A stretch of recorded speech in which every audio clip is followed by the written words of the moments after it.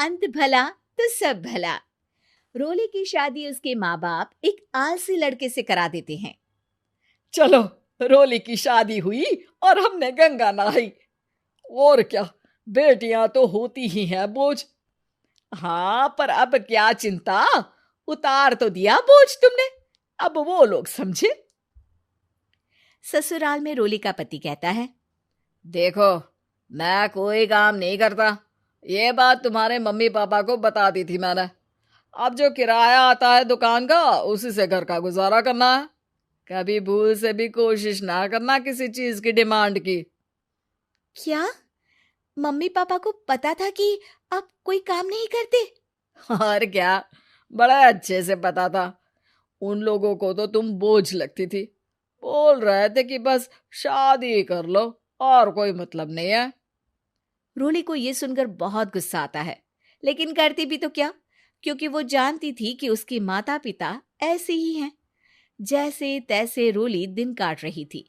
रोली को एक प्यारी सी बेटी होती है।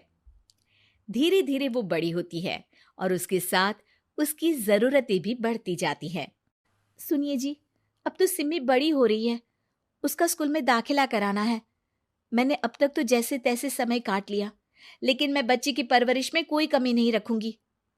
अरे क्या है यार, अब तो लगता है कोई ना कोई काम ढूंढना ही पड़ेगा। अब पति रोज काम की तलाश में जाता और बिना किसी काम के वापस आ जाता। रोली समझ जाती है कि पति के अंदर अब काम करने की क्षमता नहीं है। वो बेटी को उच्च शिक्षा देने के लिए कुछ करना चाहती थी, लेकिन करती तो क्या करती। एक दिन रोली की सहेली कहती है, रोली, मेरी कोई औलाद नहीं है। अगर तू मेरी औलाद को जन्म दे तो मैं तुझे तेरे मुंह मांगे पैसे दूंगी। अरे, तेरी औलाद को मैं कैसे जन्म दे सकती हूँ? सरोगेसी से। बच्चा मेरा और वैभव का ही होगा, लेकिन कोख तेरी होगी। ये संभव है रोली। रोली कुछ सोचकर कहती है, मुझे मंजूर है, लेकिन मैं इसका 2 लाख रुपया लूंगी। अरे कोई बात नहीं, मुझे मंजूर है। रोली खुश हो जाती है कि एक बच्चा पैदा करने का उसे 2 लाख रुपया मिलेगा। वो घर आकर पति को बताती है, वो भी खुश हो जाता है।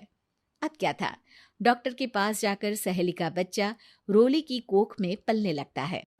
मुझे 20,000 चाहिए मेरे बेटी के एडमिशन के लिए। हाँ हाँ ठीक है, मैं उसके एडमिशन से लेकर सारे खर्चे उसके अकाउंट में डाल रही हूँ।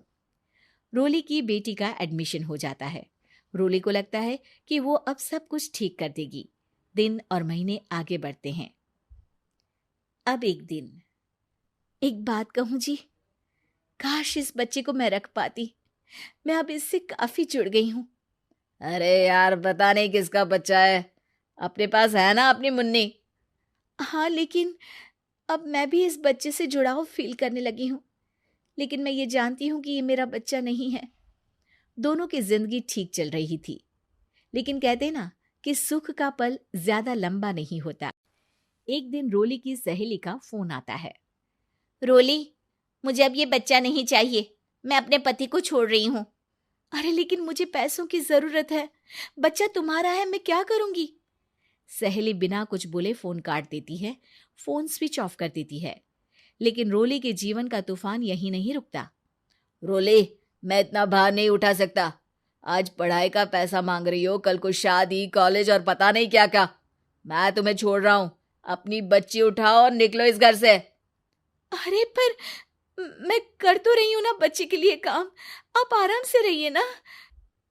क्या काम कर रही हो, देख रहा हूं मैं। ये छोटा शहर है, यहाँ लोगों को बात बनाते वक्त नहीं लगता। तो मैं क्या करूं?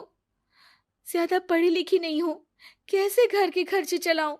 और आप तो काम करना ही नहीं चाहते। हाँ, ना चाहता हूं और ना ही करूंगा।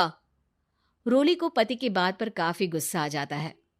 ठीक है, अगर मेरे जीवन में संघर्ष ही लिखा है तो वही सही। इस वक्त पति होने के नाते आपको मेरा साथ देना चाहिए था, लेकिन नहीं, आपने तो इस हाल में मुझे घर से बाहर निकालने की बात कह डाली। देखो, ये सारी फालतू की बातों के लिए वक्त नहीं है मेरे पास। रोली, जिसकी कोख में किसी और का बच्चा था और साथ छोटी सी बेटी, पति का घर छोड़कर रास्ते पर आ जाती है। रोली के पास मायके के सिवा दूसरा कोई रास्ता नहीं होता। अरे रोली कैसी है? कितने दिनों के लिए आई है? हमेशा के लिए माँ। वो माँ को सारी बात बता देती है।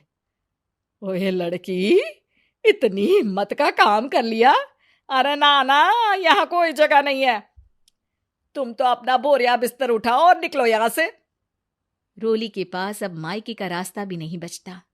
वो चुपचाप बच्ची को लेकर जा रही थी कि उसे दर्द होता है और वो डॉक्टर के पास चली जाती है और फिर वहां वो एक प्यारे से बेटे को जन्म देती है।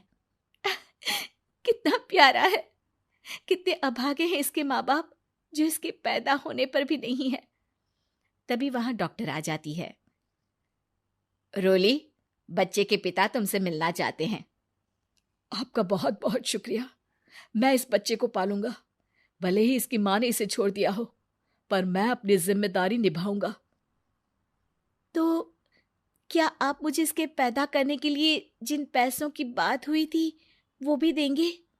हाँ, और साथ ही आप चाहें तो मेरे घर में रहकर मेरे बच्चे की देखभाल भी कर सकती हैं। मैं उसके लिए आपको सैलरी दे दिया करूंगा।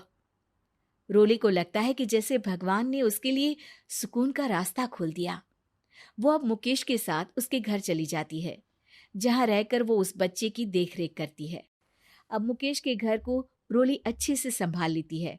उसके लिए खाना बनाने से लेकर बच्चों की देखभाल और घर की देखरेख। धीरे धीरे मुकेश को रोली से प्यार हो जाता है। रोली, तुम्हारी बेटी और मेरा बेटा बिल्कुल भाई बहन की तरह साथ रहते हैं। हाँ, आखिर है तो एक ही कोख के बच्चे, अटैचमेंट तो होगा ही ना। रोली, तुमने घर और मुझे दोनों को संभाल लिया। ये तो मेरा काम है।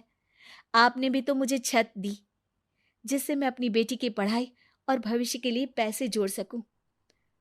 अब रोली, क्या तुम मुझसे शादी करोगी? अब मैं जानता हूं तुम्हारी भी शादी कुछ खास अच्छी नहीं रही। रोली को मुकेश की बात ठीक लगती है। वो उसे हाँ बोलने की सोच ही रही होती है कि उसके पहले पति का फोन आ जाता है। रोली, मैं बहुत परेशान हूं। मेरा एक्सीडेंट हो गया है। मैं चाहता हूं तुम वापस आ जाओ। रोली को पुराने पति की चिंता होने लगती है। वो सोचती है कि वो क्या कर रही थी। हाँ हाँ ठीक है, मैं आ रही हूँ। हाँ रोली, आ जाओ, लेकिन बच्ची को कहीं हॉस्टल में छोड़कर आना, क्योंकि मैं नहीं चाहता कि हम लोगों के बीच फिर से वो सारी बातें हो। रोली को समझ आ जाता है कि पति आज भी सुधरा नहीं है। वो पति के पास जाने से इनकार कर मुकेश को हाँ कर देती है।